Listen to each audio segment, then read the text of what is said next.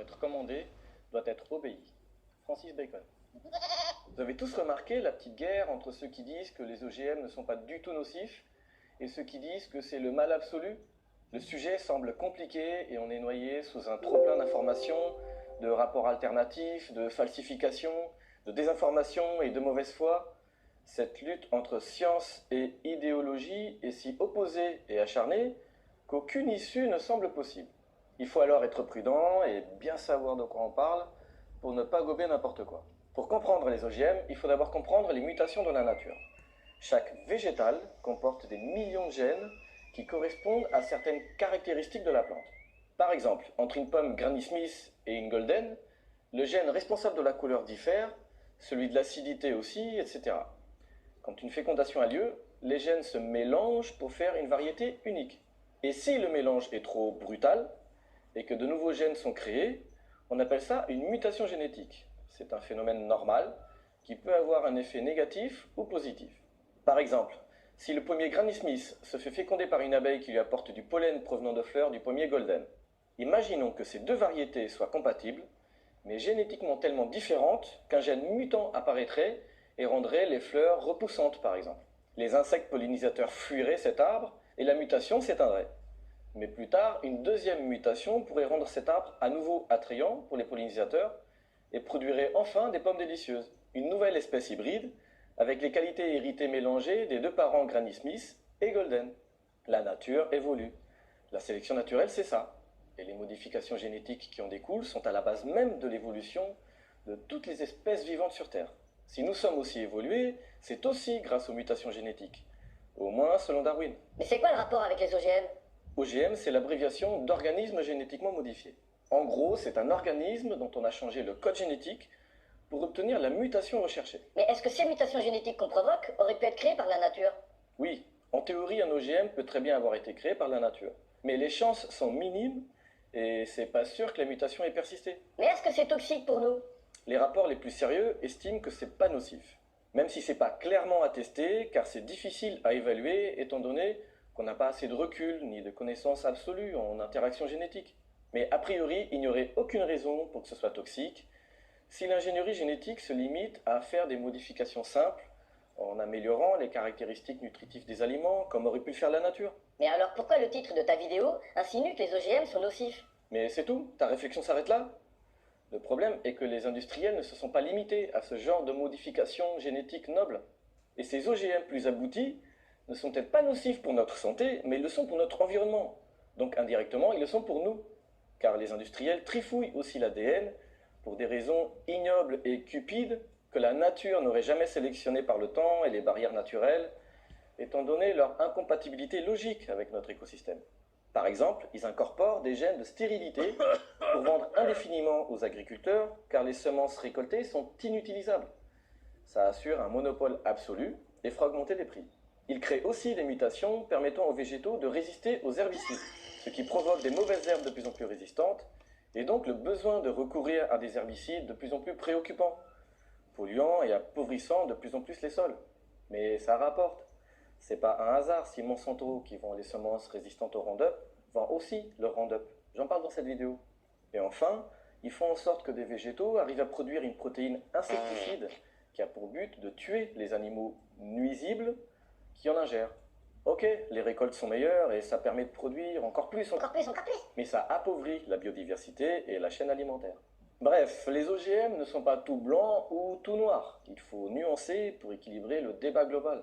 Dire qu'ils sont toxiques ou affirmer qu'ils ne sont pas ne fait qu'alimenter cette guerre stupide entre pseudo-écologistes et industriels qui cherchent le profit pour nous détourner du véritable problème, nous empêchant ainsi d'élaborer de véritables solutions. On pourrait faire progresser cette technologie. On sait faire des bons OGM, comme du soja avec peu de graisse saturée, du riz riche en fer, des carottes riches en calcium ou des tomates antioxydantes. L'ingénierie génétique peut clairement améliorer notre santé et notre planète. Il est temps d'agir et de faire passer le message aux intéressés. Gouvernement, laboratoires de recherche, investisseurs du secteur biotechnologique, producteurs agroalimentaires, restaurants et magasins, de quoi êtes-vous capables? N'oubliez pas que nous sommes tous les consommateurs et que nous avons besoin de meilleurs OGM nutritifs libres et respectueux de l'environnement. Nous les attendons, et n'oubliez pas, nous sommes lucides. Les choses comme elles sont, mais comme elles pourraient être. Félix Adler. La société Monsanto est fondée en 1901 aux États-Unis.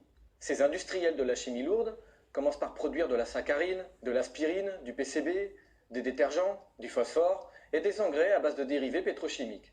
En 1959, ils produisent leur premier herbicide, l'agent orange. Un contrat très juteux, car ils en vendent une quantité énorme à l'armée américaine, qui le répondra pendant la guerre au Vietnam pour détruire les forêts, afin d'empêcher l'ennemi de se cacher dedans. La connerie humaine n'a pas de limite. En 1975, ils mettent sur le marché leur deuxième herbicide, le Roundup, un désherbant très efficace, et bien que vivement controversé, c'est aujourd'hui le plus utilisé au monde. C'est encore un succès commercial, car comme les mauvaises herbes sont de plus en plus résistantes au Roundup, les agriculteurs doivent sans cesse augmenter les quantités à répandre. Mais ce désherbage n'est pas aussi grave qu'on le dit. En effet, c'est beaucoup plus grave qu'on dit. Le Roundup stérilise la terre. D'ailleurs, il dégrade tellement les sols que le rendement des récoltes s'effondre. Mais les industriels ont plus d'un tour dans leur sac. La grande majorité des graines vendues par Monsanto sont aujourd'hui génétiquement modifiées pour résister à leur herbicide Roundup. Ils vendent le poison et l'antidote aux agriculteurs. C'est très fort. C'est ignoble, mais c'est très fort. Pour maintenir leur domination et leur influence, ces enculés de fils de doivent trouver sans cesse des nouvelles techniques commerciales pour ne pas perdre leur clientèle. Ils vont avoir alors l'idée de modifier encore le code génétique de leurs graines pour les rendre stériles, ce qui oblige les agriculteurs à en racheter indéfiniment. Mais pour faire passer la pilule auprès des agriculteurs, leurs graines sont aussi modifiées pour augmenter le rendement, en résistant et en tuant les insectes qui sont nuisibles pour les cultures. T'es en train de me dire que leurs graines OGM sont des pesticides? Ouais. Et comme tout pesticide, il est aussi toxique pour les organismes non ciblés. Papillons, abeilles, demoiselles aux yeux d'or, etc. Tous les animaux et plantes ont un rôle important. Alors massacrer la biodiversité a des conséquences catastrophiques sur notre écosystème. Par exemple, les abeilles sont en train de disparaître de l'Europe, alors qu'une grande quantité d'arbres fruitiers ou de légumes dépendent d'elles, qui en sont les pollinisatrices. De plus, les herbicides et pesticides contaminent les cours d'eau, dont la concentration totale est désastreuse et ne faiblit pas. C'est pour ces raisons qu'il y a de moins en moins de biodiversité dans les rivières. Tous ces produits chimiques et génétiquement modifiés ne sont pas bons pour notre environnement naturel, ni pour notre organisme. Mais les risques sont sous-évalués, pour privilégier les affaires. Le sinistre Empire Monsanto maintient sa place de leader mondial, grâce à un lobbying super puissant qui a pris le dessus sur les gouvernements par le biais de publicités mensongères et d'expériences faussées. Leur chiffre d'affaires est en constante augmentation. 15,8 milliards de dollars en 2014. C'est dommage qu'il n'y a pas d'impôt sur la connerie. Monsanto empoisonne le monde depuis plus d'un siècle. Mais même s'il possède la quasi-totalité du marché mondial des semences OGM, il n'est pas le seul dans le secteur de la chimie agricole, qui est en train de détruire l'écosystème de la planète et de l'humanité. C'est une véritable catastrophe. Il est plus que temps de boycotter tous les produits et marques issus de l'industrie biochimique et OGM pour privilégier ceux qui respectent l'agriculture durable. Les produits biologiques résultant d'une agriculture respectueuse de l'environnement et issus de graines naturelles sont certes un peu plus chers, et encore ça se discute, mais c'est surtout un investissement sur le long terme. Vous vivrez plus longtemps en bonne santé et éviterez de laisser à vos enfants une planète qui ressemble à Mars. Alors restez lucides et abonnez-vous.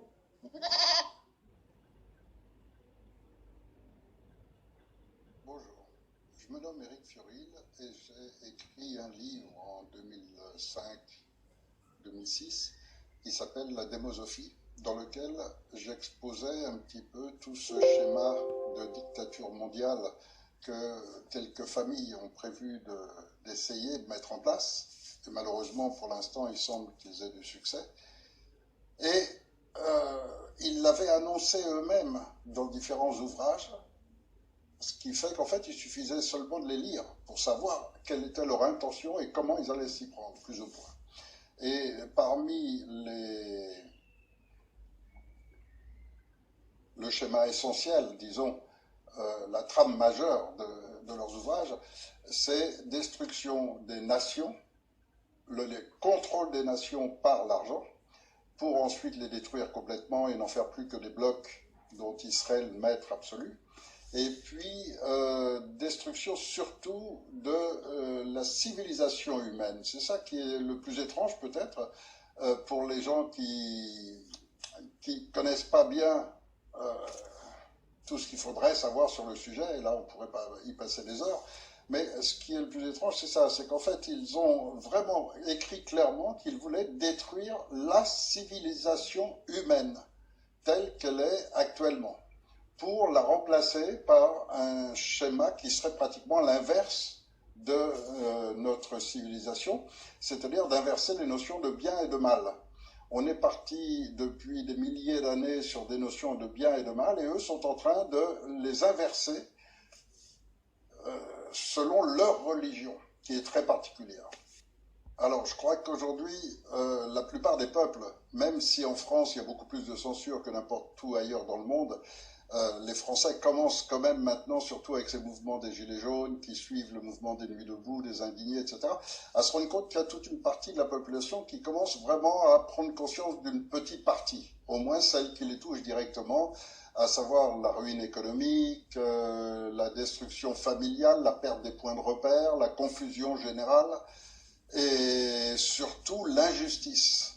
Parce qu'on voit qu'aujourd'hui, tous les organes de la France sont maintenant complètement phagocytés et agissent à l'inverse de toutes ces règles qui ont fait la France auparavant. Aussi bien dans le domaine des forces armées, la trahison et la démission totale de l'armée française face aux événements, la justice, qui n'en est plus une du tout, la sécurité sociale qui est sur le point de disparaître, etc., etc. C'est vraiment un schéma global dont beaucoup de Français maintenant commencent à prendre conscience. Alors, là, il est passé récemment la pire de toutes les lois, la première loi dans l'histoire du monde, la toute première loi qui est l'attaque directe à la civilisation humaine. Donc je vais m'en expliquer en détail. Il faut remonter assez loin, mais il y a eu, tout le monde a entendu parler de Freud, qui est un des premiers, disons, à avoir mis en évidence les rapports du sexe avec la psychologie de l'individu, mais aussi peu à peu de la masse. Et son neveu, qui s'appelle Édouard Bernet, a établi ça, lui, un petit peu en collaboration avec le fameux Goebbels, qui assistait Hitler lors de la Seconde Guerre mondiale.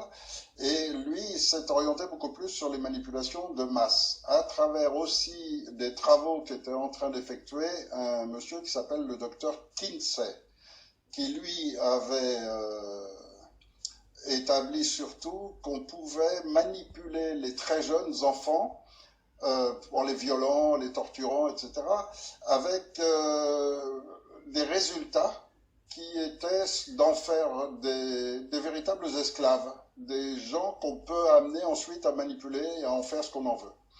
Et donc, prenez un peu de temps pour fouiller sur Internet, les différentes articles ou vidéos que vous trouverez sur ce docteur Kinsey, et vous aurez les détails, y compris les résultats de ces études, par exemple sur des viols de bébés, etc. Donc tout ça, c'est documenté, c'est officiel.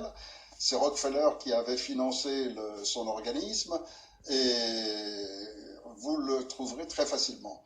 De même que vous trouverez cet exposé de la manière dont ils vont détruire les nations et la famille et la civilisation humaine dans un livre qui est une réplique d'un beaucoup plus ancien, qui est sorti au tout début du siècle précédent, qui s'appelle le Protocole des sages de Sion, et qui n'a rien à voir avec les Juifs, contrairement à ce que certains essayent de faire croire.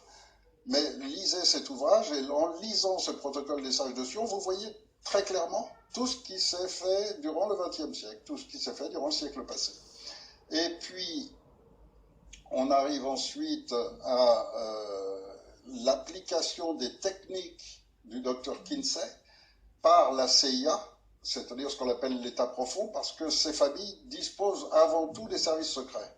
Ce ne sont pas des gens qui se mettent au grand jour, ils essayent bien sûr et ils choisissent et ils sélectionnent tous les hauts dirigeants de tous les pays à travers leur réseau, qui est la franc-maçonnerie, et j'ai déjà fait des vidéos pour expliquer comment ça fonctionnait, mais grosso modo, la franc-maçonnerie, c'est le principe même de l'inversion, c'est-à-dire qu'on appelle les gens et on les attire en leur faisant croire à une association philosophique, philanthropique, à une association d'élévation de la spiritualité, de l'intellect, etc. Et en fait, tout ça, ça ne compose qu'un réservoir de naïfs dont on se sert pour mettre en évidence leurs défauts, principalement l'ambition, principalement la vanité, et ça permet de les placer à des postes assez hauts dans les structures de l'État. Et comme ils ne sont pas très intelligents, ça permet de leur donner des directives précises en étant sûr qu'ils vont parfaitement les suivre. Et donc ce sont des gens, des obtus du règlement. Voilà, on leur a dit ça, ils vont le faire absolument. Et donc c'est des gens parfaits pour ceux qui sont au-dessus. Et donc ils ont tout un réservoir là de complices qu'ils placent dans la magistrature, dans la police, dans l'armée, à la sécurité sociale bien sûr, dans la médecine, dans tous les domaines. Et c'est ce qui fait qu'ensuite, on en arrive à une société aujourd'hui où ils trouvent le complice qu'il faut pour classifier un enfant autiste ou pas autiste, pour lui donner le droit à un autre organisme de le retirer aux parents, etc. C'est tout un phénomène qui est très bien expliqué par un tas de gens, et on le voit et on le constate si on passe un peu de temps sur Internet en mettant enlèvement d'enfants, on aboutit à tous ces organismes. Ce qui est beaucoup plus grave, c'est que la France a été le phare du monde en matière de droits de l'homme, pays de la liberté, et c'est nos surnoms. Quand on va à l'étranger, c'est encore, malheureusement, c'est en train de se perdre, mais il y a encore pas longtemps, c'était le surnom de la France, le pays des droits de l'homme, le pays de la liberté.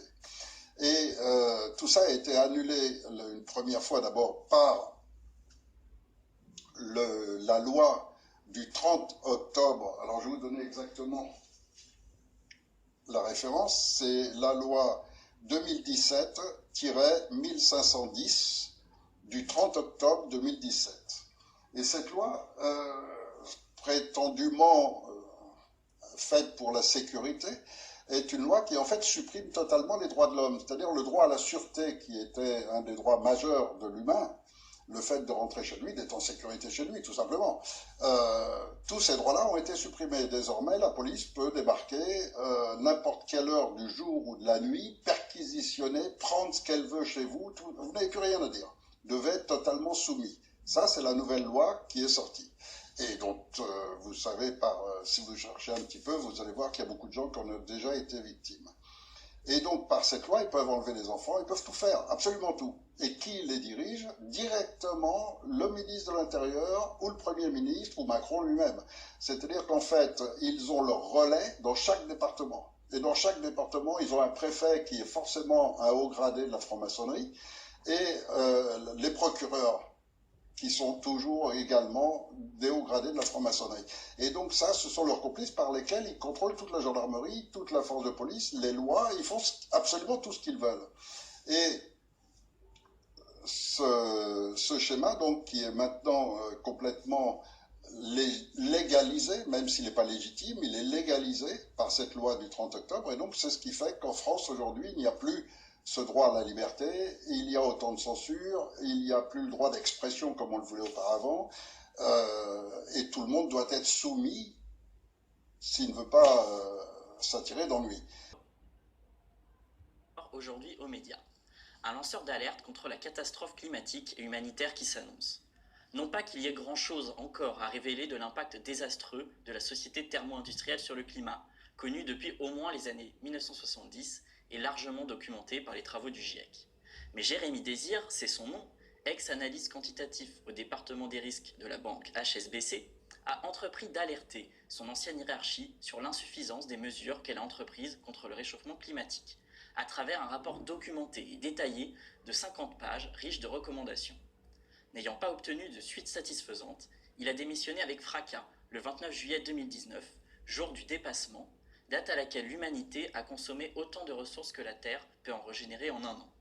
Dans une lettre de démission ouverte adressée à l'humanité, il dénonce notamment, je cite, « une conspiration internationale des puissances financières pour maintenir un obscurantisme capitaliste meurtrier et endormir la conscience de ses meilleures ressources intellectuelles devant les causes et conséquences de notre crise écologique et climatique. » Il appelle aussi à soutenir à la fois le mouvement écologiste et celui des Gilets jaunes. Avec lui aujourd'hui, et grâce à son point de vue d'insider, nous allons essayer de comprendre comment l'illusion de la finance verte nous mène droit dans le mur.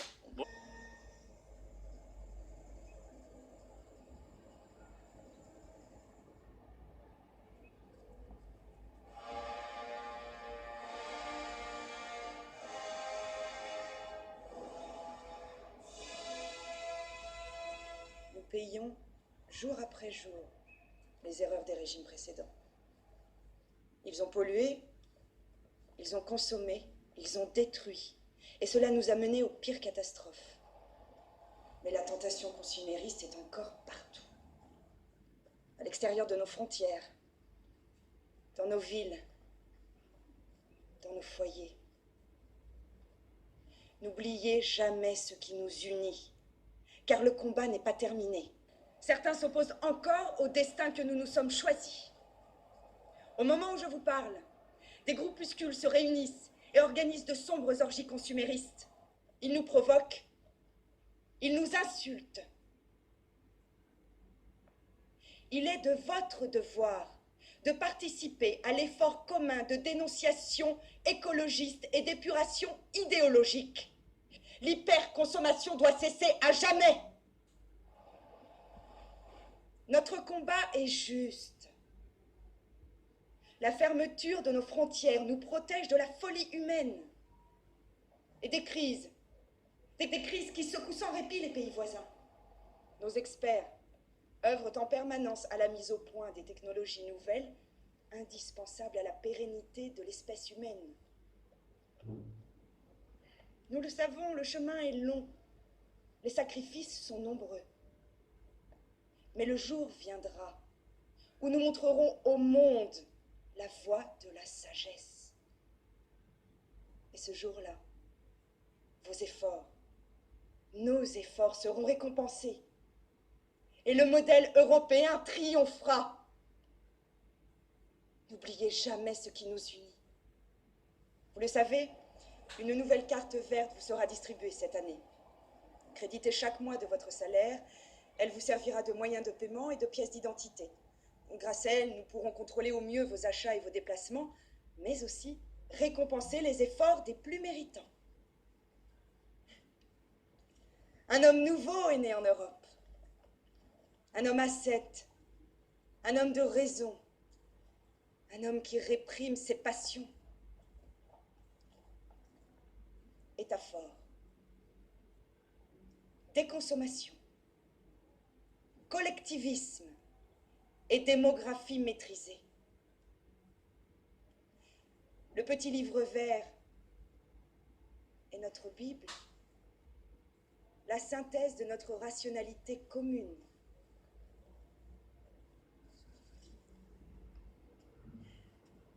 Le chemin parcouru est déjà grand. Je suis consciente de vos efforts et des sacrifices que je vous demande. Mais l'Europe qui naîtra de ces peines comblera vos vœux les plus chers. Alors n'oubliez jamais ce qui nous unit. Maintenant, pas dans 2 ans comme le dit l'ONU, pas dans 10 ans comme le disent les plus sages, maintenant. On voulu rappeler dans cette tribune que toute politique qui n'était pas prioritairement écologique était aujourd'hui caduque, parce qu'elle était tout simplement un crime contre l'avenir. Je pense qu'il faut des mesures coercitives. On ne peut pas continuer à faire semblant de laisser entendre que tout est compatible avec tout. Une croissance débridée n'est pas possible sans avoir des conséquences dramatiques sur la vie sur Terre, la vie humaine et la vie animale. Autrement dit, vraisemblablement, il faut effectivement s'opposer à un peu de notre liberté, à un peu de notre confort.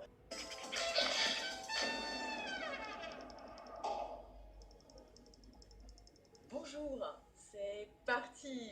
Des études le prouvent, je suis d'un pays dans lequel on n'a plus le droit de construire de nouvelles maisons individuelles, où un couvre-feu thermique à 17 degrés est instauré chaque nuit et où les chaudières au fioul sont interdites. Tout comme les nouvelles voitures neuves individuelles, plus aucun véhicule à essence en centre-ville et télétravail obligatoire pour ceux qui bossent à plus de 10 km de chez eux. Je suis... La Corée du Nord. Non, dans ce pays, la plupart des vols intérieurs ont disparu et les vols extérieurs sont sévèrement contrôlés. Chaque citoyen n'a droit qu'à 1 kg de vêtements neufs par an, la consommation de viande est divisée par 4 et les produits importés comme le thé ou le café sont lourdement taxés. Je suis...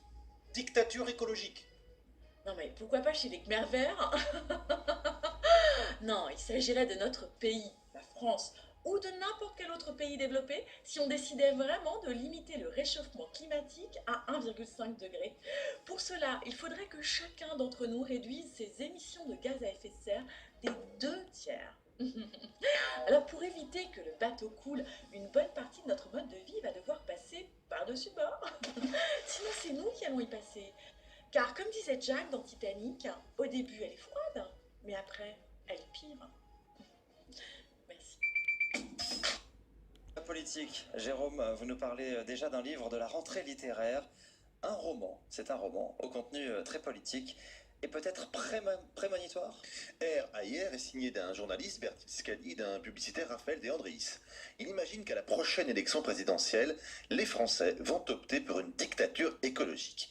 Devant les périls grandissants, les électeurs se résignent à porter au pouvoir un régime fort et autoritaire qui viendra corriger, les laisser aller et surtout punir sévèrement les entreprises et les citoyens qui ne seraient pas écologiquement irréprochables. Et le pire, c'est qu'au début de son mandat, la présidente nouvellement élue et son Premier ministre, un général à la retraite, recueillent une formidable popularité. Ils sont encouragés dans leur sévérité par les plus jeunes et par les médias. Une police chargée de traquer les contrevenants est créée, on facilite la délation, on interdit les voitures, on instaure un état d'urgence qui abolit la quasi-totalité des libertés individuelles. Et donc tout cela avec la bénédiction des Français. Et c'est évidemment une fiction, rien à voir avec la prise de conscience écologique de ces dernières années quand même. Alors R ne prétend pas être un livre prémonitoire. Le procédé narratif employé ressemble d'ailleurs à celui de Soumission, l'avant-dernier livre de Michel Houellebecq, qui en 2015 imaginait qu'en 2022 les Français éliraient un président issu de la fraternité musulmane, président qui mettra en place une politique particulièrement favorable à l'islam. Rien à ce jour ne permet de dire que Houellebecq, les auteurs de R, puissent avoir raison. Mais ces derniers appuient quand même là où ça fait mal. Entre les tenants d'un changement radical de nos modes de vie et ceux qui ne veulent pas remettre en question un modèle de société, l'écart se creuse.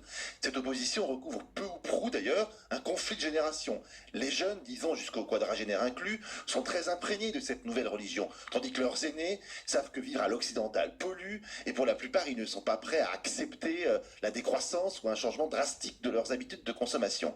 Et cette société à deux vitesses est très bien rendue dans le livre puisque Samuel et sa femme se font régulièrement admonester par leurs enfants. Alors sans trop nous dévoiler ce livre, qu'est-ce que vous pouvez nous dire sur le mode de vie des héros dans ce livre R? Alors Samuel est un cadre dans une multinationale, cadre qui pollue, dans une entreprise qui pollue, et sa femme Sylvia est infirmière. Il quitte Paris pour l'Aubrac, qui devient une espèce de principauté échappant à l'intégrisme écologique qui sévit dans le reste de la France. Cette région du sud du Massif central force ceux qui s'y installent à vivre sainement, à prendre conscience que l'équilibre de la nature est fragile, mais fait barrage aux Khmers verts qui sévissent dans le reste du pays, qui terrorisent les citadins, les obligent par exemple à s'entasser dans des appartements pour économiser l'énergie et imposent un régime alimentaire à tous. Le livre vire au cauchemar, même si cette terreur écologique finira par mourir de ses propres excès. R, qui paraîtra le 29 août aux éditions Michel Lafon, pose une question de fond. Si la démocratie échoue à éveiller les consciences écologiques, faudra-t-il avoir recours à la dictature? Et comme dans le livre, nos concitoyens pourraient-ils succomber à cette extrémité? Madame, monsieur, bonsoir. Sauver la planète, lutter contre le réchauffement climatique, les promesses de l'exécutif s'enchaînent. À grand renfort de communication, Emmanuel Macron veut s'ériger en défenseur vert, une image aussi soignée qu'usurpée. Coup de chaud sur l'Assemblée, la Suédoise Greta Thunberg, chantre médiatique de la lutte pour le climat, est accueillie en grande pompe au Palais Bourbon mardi. Hasard du calendrier, c'est aussi le jour où devraient être ratifiés sans mal les accords commerciaux avec le Canada, le CETA, réputé pour ses conséquences néfastes sur l'environnement et la santé. L'ancienne bonne prise de la Macronie, Nicolas Hulot, qui précédait François de Rugy au ministère de la Transition écologique, n'a pas hésité à sortir de sa diète médiatique pour rappeler les ravages que pourrait engendrer un tel accord. En effet, l'ancien locataire de l'hôtel de Roquelaure a signé une tribune sur France Info pour exhorter les députés à ne pas voter en faveur du texte. Une tribune qui fait écho aux 7 députés canadiens qui avaient également rédigé une lettre ouverte la semaine dernière à l'intention de leurs homologues français dans le même but. À l'époque de son portefeuille ministériel, Nicolas Hulot avait déjà témoigné de son opposition au traité pour son impact écologique. On va mettre en place ce qu'on peut appeler une forme de veto climatique qui doit nous assurer dès maintenant que les dispositions qui sont destinées à mettre en œuvre nos propres engagements climatiques ne puissent en aucun cas, et notamment dans le cadre des tribunaux d'arbitrage, être attaqué par un investisseur. Donc ça, c'est une de nos priorités. Un veto climatique finalement resté lettre morte puisque, cas peu banal, le CETA a été appliqué pour une prétendue période probatoire avant même sa ratification. D'ailleurs, Nicolas Hulot confesse nettement dans sa lettre ouverte que ses ambitions pour encadrer le CETA sont tombées aux oubliettes. Pas d'encadrement des OGM, pas de garantie sur l'utilisation des farines animales et principe de précaution au placard. L'ancien animateur d'Ushuaïa a subi une véritable douche froide, de quoi faire comprendre que le dossier avait déjà dû peser lourd au moment de sa démission. C'est donc bien un coup de com' que veut réussir la majorité en faisant intervenir Greta Thunberg le même jour à l'Assemblée nationale. Fidèle à la stratégie du « en même temps » cher au président, la majorité va donc repeindre en vert sa casse écologique avec l'image du jeune gourou scandinave. Dimanche, Greta Thunberg a reçu le prix Liberté de la région Normandie aux côtés de 2 vétérans du débarquement. Pas de doute, tout est l'occasion de vanter ses mérites. Et si beaucoup considèrent que la jeune Suédoise est manipulée, on peut aussi s'étonner qu'elle accepte de se prêter au jeu politique en faisant la leçon à l'Assemblée le jour même où sera adopté le CETA, un jeu auquel de nombreux députés des Républicains et du FN, mais aussi de gauche, ont déjà refusé de prendre part. Pourquoi les taxes sont présentes sur le carburant et augmentent? Parce que les mêmes personnes me demandent, je me suis engagé à le faire, de changer progressivement notre économie, d'aller vers une économie, on dit souvent, plus décarbonée. Qu'est-ce que ça veut dire? Ça veut dire que nous avons une transition environnementale à faire pour moins utiliser les ressources traditionnelles qui sont polluantes, qui créent des émissions et qui, aujourd'hui, sont en particulier le gasoil, l'essence, etc. Ces taxes dont on parle, elles servent à financer quoi? Elles servent à financer les solutions. Elles nous servent à financer des infrastructures de transport. On finance la prime à la conversion pour que vous puissiez changer de véhicule. On finance le chèque énergie pour que vous puissiez changer de chaudière. Et ça, on le fait parce qu'on a justement cet argent qui rentre. Plus personne ne parle beaucoup du réchauffement climatique. Pourquoi? Simplement parce que la température de la Terre ne change plus depuis une vingtaine d'années. Donc déjà parler de réchauffement climatique dans ces conditions, en général, on voit que les gens ont tendance à évoluer pour parler du changement climatique. Et là, je suis complètement d'accord. Le climat change tout le temps. Au Moyen-Âge, il y avait une période plus chaude qu'on a appelée l'optimum médiéval. Après, sous le règne de Louis XIV, il y a eu ce qu'on appelait un minimum de Maunder. C'est-à-dire une période, effectivement, et on voit dans les archives de l'époque, il faisait effectivement plus froid. La Seine, la Tamise était gelée. C'était une période froide. Et puis à ce moment-là, on a inventé le thermomètre, à cette époque-là. Et on a le plus ancien thermomètre du monde, qu'on appelle le thermomètre Central England, qui montre qu'effectivement, depuis cette période-là, la température est légèrement montée. On n'envoyait pas de CO2 dans l'atmosphère à ce moment-là. Donc oui, le climat change tout le temps, c'est vrai. Quand on dit fonte de la banquise arctique, je suis d'accord. Mais selon un cycle de 60 ans, car en 1940, en gros dans les années 1940, la banquise fondait également. Entre-temps, on a eu une période un peu plus froide, la banquise s'est reformée. Là, je parle de l'Arctique. En Antarctique, c'est le contraire. La superficie de banquise antarctique, et ça c'est dans le rapport du GIEC, le groupe d'experts intergouvernemental sur l'évolution du climat, et le GIEC montre que la superficie de banquise antarctique, elle, augmente graduellement. C'est Richard Tolles qui a publié le fait que si la température montait de 1 degré, on s'en porterait tous beaucoup mieux. Il ne faudrait pas dépasser 1,1 degré, précise-t-il dans sa publication. Quelle est l'influence de ce fameux CO2 que l'on envoie dans l'air en brûlant du pétrole, du charbon, du gaz? Alors déjà, faut quand même préciser les chiffres. On est passé d'une proportion de 0,03% de CO2 dans l'air au début du siècle dernier à 0,04% aujourd'hui. On a augmenté de 0,01%. Où est le CO2 sur Terre? Il est essentiellement dans les océans. Et puis dans les carbonates, dans les roches. La fraction qu'il y a dans l'air, c'est pas grand-chose. Alors, il est vrai qu'elle a augmenté donc de 0,03 à 0,04%. Il y a deux choses qui sont essentielles. C'est comprendre les changements climatiques naturels, on en est encore au balbutiement de la compréhension. Il y a plusieurs facteurs qui jouent. Le premier, c'est le soleil. Si ça s'est réchauffé depuis le règne de Louis XIV, ben on le sait maintenant, parce qu'on regarde le soleil et des taches solaires et l'évolution des taches solaires. Il n'y avait plus de taches solaires sous le règne de Louis XIV, et puis ça s'est mis à repartir. Actuellement, on est passé par un maximum d'activité solaire durant la deuxième moitié du XXe siècle, mais là, c'est en train de redescendre. Et c'est ce qui explique la baisse des températures? Pour l'instant, c'est encore un effet petit, c'est une des composantes. Il faut des effets amplificateurs pour cela. Mais bon, il y a un certain nombre de publications. Ce que je dis correspond finalement à plus de 2000 publications qui insistent sur la variabilité naturelle du climat ou corrigent à la baisse ce qu'on dit des activités humaines, c'est-à-dire publient des valeurs de sensibilité climatique beaucoup plus basses que celles du GIEC. Alors mon opinion, c'est que c'est un formidable business derrière. Ça a été chiffré par la Banque mondiale à 90 000 milliards de dollars. C'est incroyable ça. Ça veut dire la dette souveraine mondiale aujourd'hui, c'est 60 000 milliards de dollars. Ça veut dire qu'on multiplierait la dette de tous les pays du monde par 2,5. Mais pourquoi? Pour éviter un réchauffement de 0,3 degrés. Mais non, c'est de l'absurdité totale. Le cap fixé par le président, nous allons le tenir. Il le faut.